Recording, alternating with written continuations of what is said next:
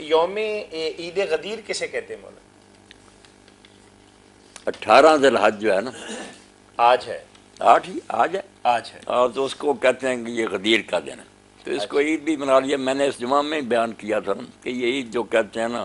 یہ تو کوئی نہیں، نہ اس کا کوئی ثبوت ہے۔ باقی 18 ذی الحج کو آپ نے جو خطبہ دیا وہ غدیر خم پر، تو وہ ٹھیک ہے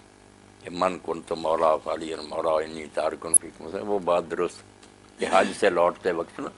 جوفہ سے 3 میل کے فاصلہ پر بستی،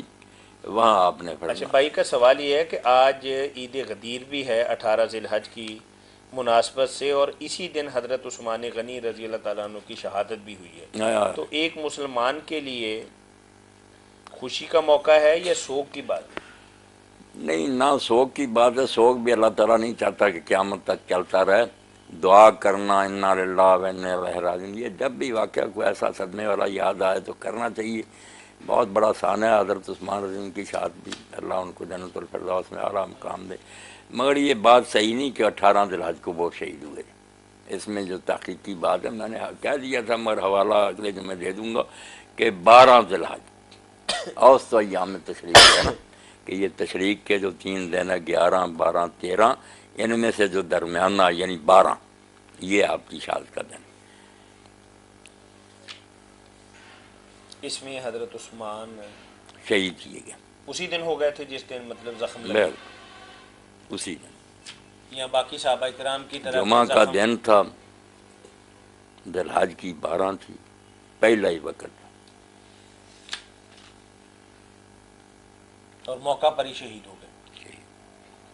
حضرت علی اور عمر کی طرح چند دن گزارے نہیں ہے زخم؟ نہیں، اسی وقت شہید ذبح جو کر دیا گیا۔ ٹھیک ہے، اچھا میں نے بات سن لی آپ کی، بالکل ٹھیک ہے، آپ نے فرمایا کہ جس کا میں مولا ہوں اس کا علی مولا۔ اب آپ پوچھتے ہیں کہ حضرت علی کو مولا کہہ سکتے ہیں؟ اب جس معنی میں حضور نے مولا کہا نا، اس لحاظ سے حضور کو بھی مولا کہہ سکتے ہیں، وہ تو کہتا کوئی نہیں۔ میں نے نہیں سنا کوئی آدمی جو اس حدیث کو مانتا ہے ان معنوں میں جو آپ کے ذہن میں کسی نے کہا مولا محمد مولا رسول اللہ، یہ نہیں کہتے رہو۔ حالانکہ پہلے تو آپ نے فرمایا کہ جس کا میں مولا ہوں، پہلے مولا کو تو مولا کہتے نہیں۔ حضرت علی کو مولا کہنے پر زور دیتے، اصل میں دل میں چور ہے، یہ وہ مولا نہیں کہتے جو حضور نے کہا، ورنہ پہلے حضور کو مولا کہتے، اور ہم جو لوگ ہیں سید کہتے ہیں سیدنا مولانا، ہمارے سید اور ہمارے مولا، مگر یہ بات کہنے والے لوگ جو نا جو آپ پوچھ رہے ہیں، یہ نہیں حضور کو مولا اس معنی، ان کا مولا اور خدا یہ اس معنی جسے ہے نا اللہ مولانا، اللہ ہمارا مولا، یہ وہ مولا کہتے ہیں کہ مولا، یہ وہ خود خدا ہی تھا، بندہ تو دیکھنے میں نظر آتا تھا، علی خدا تھا۔ اور کتنے اب جھنڈے لیے پھرتے ہیں، اللہ علی اللہ علی اللہ علی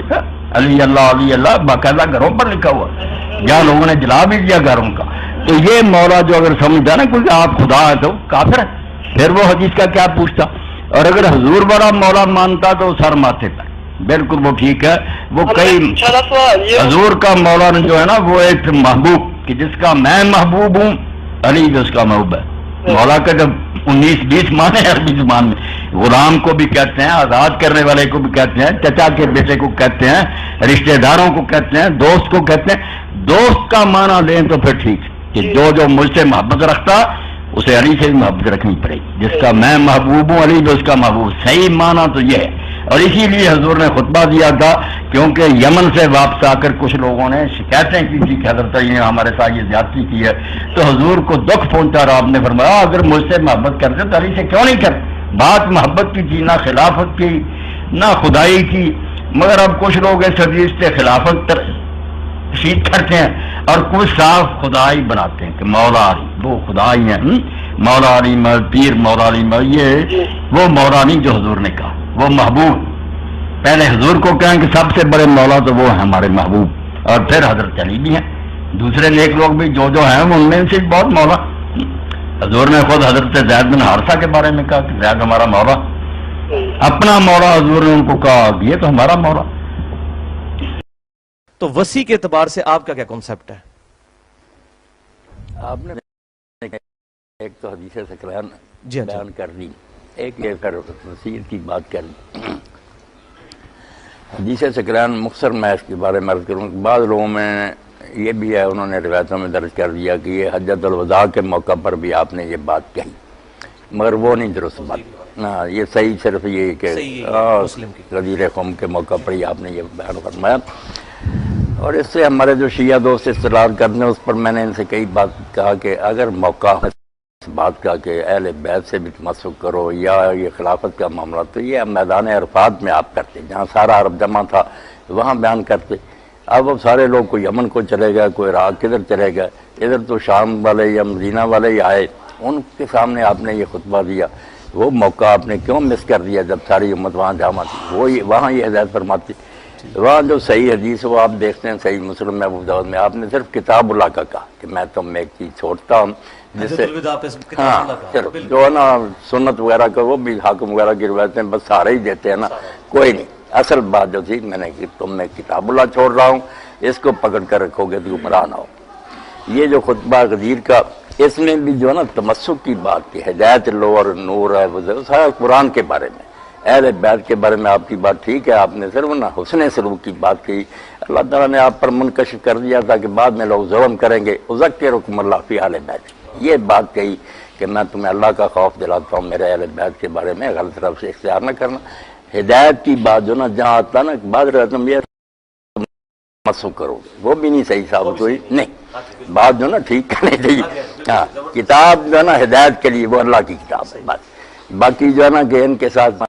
کرنا، نیک سلوک کرنا۔ پھر ساتھ اس کے جو آتا کہ حضرت زید نے جب یہ بات بیان کیا، لوگوں نے پوچھا اہل بیت کون ہے، تو انہوں نے جب کہا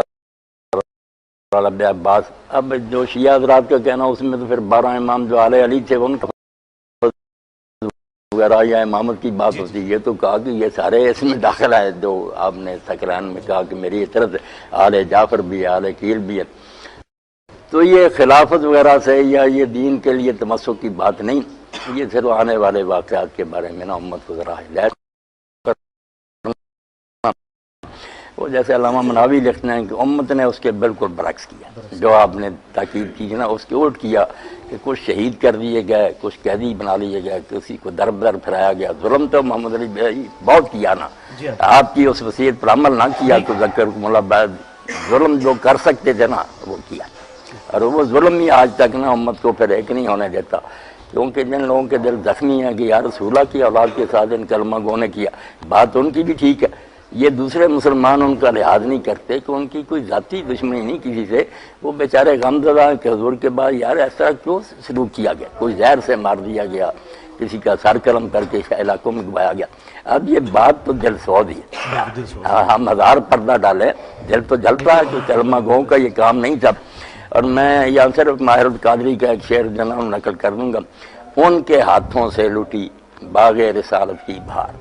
جو نمازوں میں صدا پڑھتے رہے صلی اللہ۔ کافر مارتے نا جتنا دکھ نہ ہوتا، کلمہ پڑھ رہے اور پھر ایک آدمی جنت کے جوانوں کا سردار ہے اور تمہارے سامنے حدیث بیان کر رہا اور کہتا تمہارے اندر ابو سعید خدری جابر موجود، پوچھ لو حضور نے یہ میرے بارے میں فرمایا نہیں، کس بنا پر مجھے قتل کر دیا، مگر کوئی کسی نے نا رائے برابر اثر نہیں لیا۔ اس لیے وہ اہل بیت کے بارے میں تو صرف اتنا تھا کہ ان سے حسن سلوک کرنا، کتاب اللہ صرف ہدایت کے لیے۔ ٹھیک ہے، اچھا شیخ صاحب